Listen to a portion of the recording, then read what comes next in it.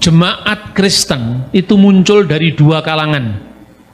Yang pertama dari kalangan Yahudi. Orang-orang Yahudi yang menjadi percaya, yaitu mulai dari 12 murid Yesus, para rasul, lalu 70 murid Yesus yang disebutkan dalam Lukas pasal 10, dan kemudian menyebar ke bangsa lain yang pangkalan pertamanya adalah Antioquia. Jadi ada dua jemaat. Yang pertama adalah umat Kristen Yahudi di Yerusalem, yang dalam sejarah gereja dipimpin oleh Rasul Yakobus, saudara Kristus. Yang kedua adalah jemaat di Antioquia. Jemaat di Antioquia itu adalah pengembangan Injil untuk bangsa bukan Yahudi. Kita membaca ada dua istilah yang diterapkan untuk dua kelompok murid Yesus ini. Yang pertama, murid-murid Yesus yang ada di Yerusalem, murid-murid Yesus yang berlatar belakang Yahudi, yang pusatnya di Yerusalem, disebut orang-orang Nosrim. Nosrim dalam bahasa Ibrani diterjemahkan menjadi bahasa Arab dan Indonesia Nasrani. Ini disebutkan di dalam Kisah Rasul pasal 24 ayat 5, di mana Paulus disebut sebagai salah seorang dari pimpinan atau pemimpin sekte Nasrani. Dan kata Nasrani ini berasal dari kata Nazaret, pengikut Yesus orang Nazaret.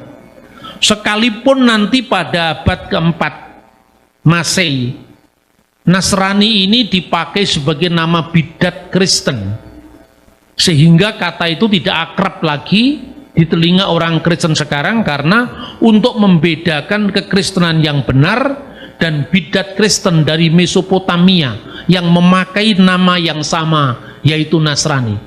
Sebelumnya kata Nosrim itu artinya netral, artinya pengikut Yesus orang Nazaret yang berasal dari kalangan Yahudi. Dan yang kedua, Kisah Rasul 11 ayat 26, di mana murid-murid Yesus yang berasal dari latar belakang bukan Yahudi itu dikenal dengan Kristianos, yang diterjemahkan dalam bahasa Inggris Christian, atau dalam bahasa Indonesia Kristen atau Kristiani. Jadi umat Kristiani ini mula-mula, Kristianos ini mula-mula jamaknya Kristianoi, orang-orang yang menjadi pengikut Yesus yang adalah Kristus, maka disebut Kristiani. Ini pusatnya di Antioquia.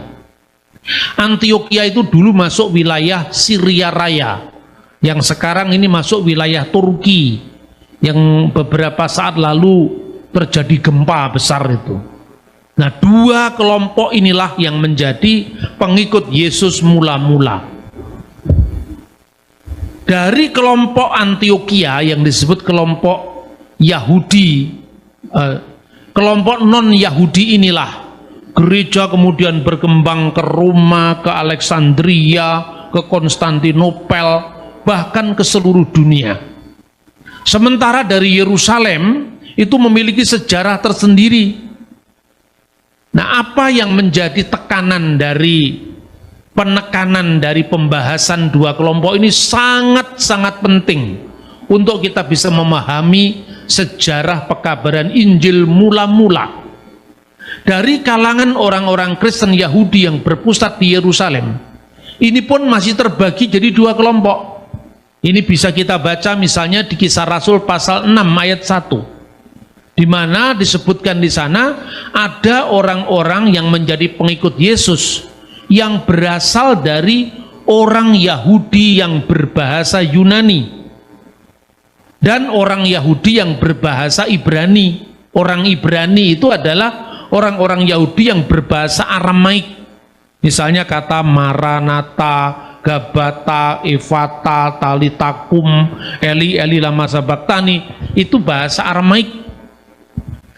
Tapi juga ada orang Yahudi yang berbahasa Yunani. Karena apa? Sejak abad ketiga sebelum Masehi, ketika Alexander Agung menaklukkan Timur Tengah, Alexandria yang ada di Mesir itu menjadi pusat pengembangan orang-orang Yahudi yang berbahasa Yunani ketika Alkitab kita diterjemahkan dalam bahasa Yunani yang dikenal dengan Septuaginta.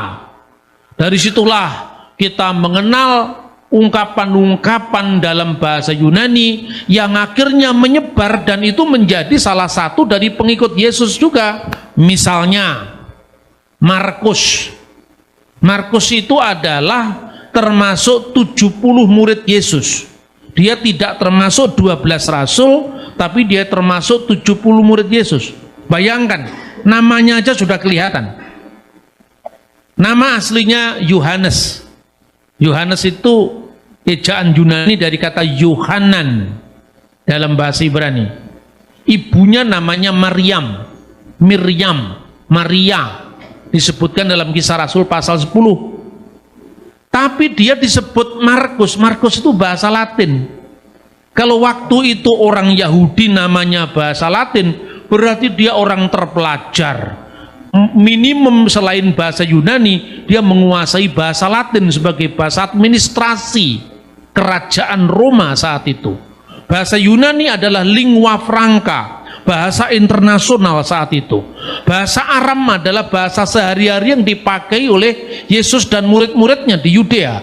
Bahasa Ibrani adalah bahasa klasik untuk pengajaran kitab Torah, kitab nabi-nabi, dan tulisan-tulisan suci yang lain yang oleh kita orang Kristen kita namakan Perjanjian Lama.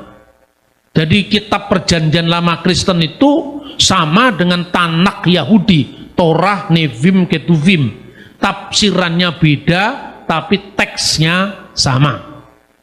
Nah, jadi saya ulangi lagi, ada murid-murid yang berasal dari kalangan Yahudi yang masih dibagi dua. Yahudi diaspora yang rata-rata berbahasa Yunani dan Yahudi asli yang berbahasa Aram dan bahasa klasiknya Ibrani. Maka kalau kita mengatakan haleluya itu bahasa Ibrani, tapi Maranatha itu bahasa Aram.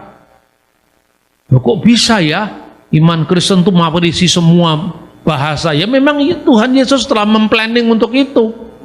Kalau Anda lihat agama-agama lain kan itu munculnya satu bahasa, satu budaya. Tapi Kristen nggak bisa diidentikan dengan budaya Ibrani, karena Ibrani hanya salah satu warisan dari kekristenan. Tapi ada Aramaik, ada Yunani, karena apa? Bahasa internasional. Kalau pakai bahasa Ibrani, bagaimana Paulus mengabarkan Injil di Korintus? Tidak berbahasa Ibrani mereka di Roma, tidak berbahasa Ibrani, mereka bahasa Yunani, bahasa Latin, bahasa administrasi. Makanya namanya Markus. Markus itu nama kaisar Roma, nama keren itu. Kalau di Jawa orang namanya Budiono itu rakyat biasa ya. Tapi kalau Kanjeng Pangeran Seno Hadinegoro itu kelompok nengrat. Tapi kalau namanya Albert atau Robert itu baru nama keren, ini nama barat. Kira-kira mirip abad pertama seperti itu. Nah, saudara-saudara, karena kedua warisan ini, maka mereka memahami kehadiran Kristus dengan cara yang berbeda-beda. Ketika Paulus mengabarkan Injil dan Tuhan memberikan mujizat yang sama, tanda-tanda ajaib yang sama bagi orang Yahudi dan bagi orang bukan Yahudi. Makanya waktu pencurahan Roh Kudus pertama di Yerusalem, itu hadir orang-orang yang datang dari Roma, dari Arab, Media, Partia, Mesopotamia, Elam, itu semua adalah kelompok-kelompok bukan Yahudi. Artinya apa? Pentakosta yang dicurahkan pertama kali di Yerusalem, di ruang atas tadi, itu menunjukkan bahwa Yudaisme yang dulunya melahirkan cikal bakal iman yang namanya Kristiani, itu sekarang tidak lagi eksklusif miliknya orang Yahudi, tapi telah Tuhan bagikan kepada bangsa-bangsa lain. Dan Tuhan sudah mempersiapkan itu, makanya Injil itu muncul dari masyarakat multilingual.